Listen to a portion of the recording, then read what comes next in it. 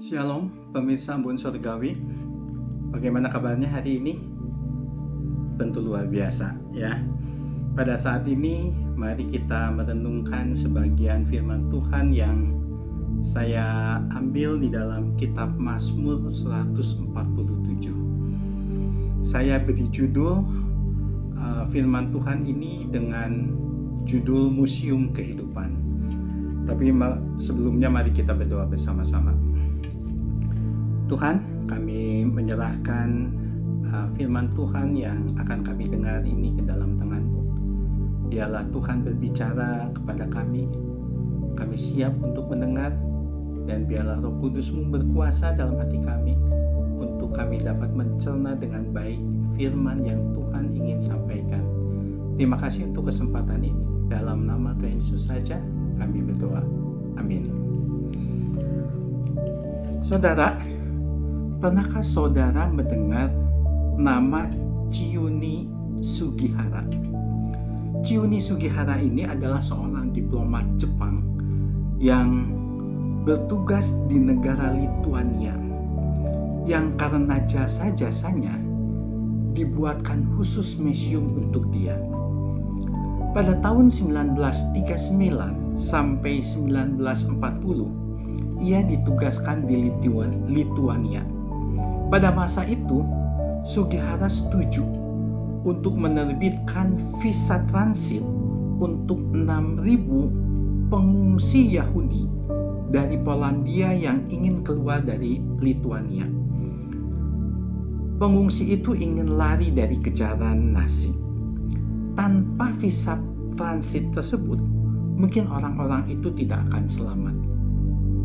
Museum itu didirikan khusus sebagai peringatan atas jasa-jasa daripada Sugihara. Saudara, merupakan hal yang sangat penting kita mengingat jasa seseorang yang berdampak bagi kehidupan kita. Mereka yang telah memberikan perubahan atas diri kita. Namun yang lebih penting juga, kita mengingat segala karya Tuhan bagi kehidupan kita.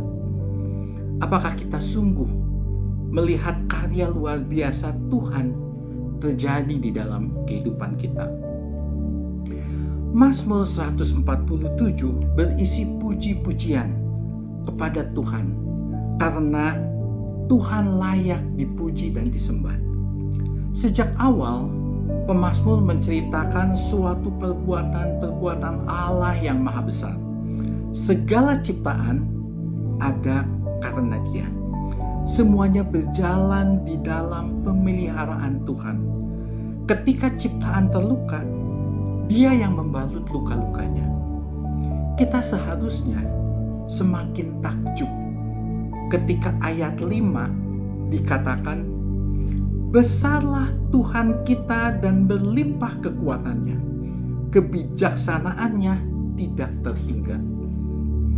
Saudara, andai kita memiliki museum kehidupan di hati kita, apa saja yang mau kita isi di dalamnya? Saat kelahiran, itu karena Tuhan. Saat masuk sekolah, itu karena Tuhan. Saat mendapatkan gaji pertama, itu juga karena Tuhan. Saat menikah, itu karena Dia juga. Saat kita sedang terluka, Tuhan yang membalut luka kita. Dan saat kita terpuruk, Tuhan juga yang menopang. Bahkan saat kita sendirian, Tuhanlah yang menyertai kita. Museum kehidupan kita seharusnya berisi tentang karya-karya kebaikan Tuhan Yesus di dalam hidup kita. Namun saudara, jangan melupakan satu hal yang sangat penting, yaitu alasan utama mengapa kita harus menghormati dan memuji Dia adalah karena Yesus yang menyelamatkan hidup kita. Pemberian terbesar Allah adalah Yesus Kristus. Dia bukan menyelamatkan 6.000 orang seperti Sugihara, tetapi Dia menyelamatkan seluruh orang-orang yang percaya kepadanya.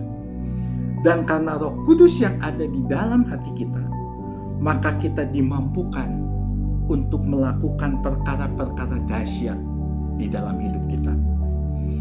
Mengasihi orang yang mengasihi kita itu biasa. Tetapi mengasihi orang yang jahat kepada kita itu perkara dahsyat. Berdoa untuk mereka yang mendukung kita itu biasa. Tapi berdoa untuk musuh kita itu perkara dahsyat. Menolong orang yang selama ini baik kepada kita itu biasa. Tapi menolong mereka yang selama ini benci kepada kita itu baru perkara dahsyat. Saudara, jika kita mengalami Yesus di dalam hidup kita, kita layak mensyukuri dan memuji Dia. Seperti yang dikatakan di dalam Mazmur 147 ayat 1, Haleluya, sungguh bermazmurlah bagi Allah kita itu baik, bahkan indah, dan layaklah memuji-muji itu. Saudara, ingatlah jasa-jasa Tuhan Yesus di museum kehidupan kita, dan bersyukurlah untuk semuanya itu. Sehingga ketika orang lain melihat isi dari museum kehidupan kita, biarlah mereka memuliakan Tuhan atas hidup kita. Amin.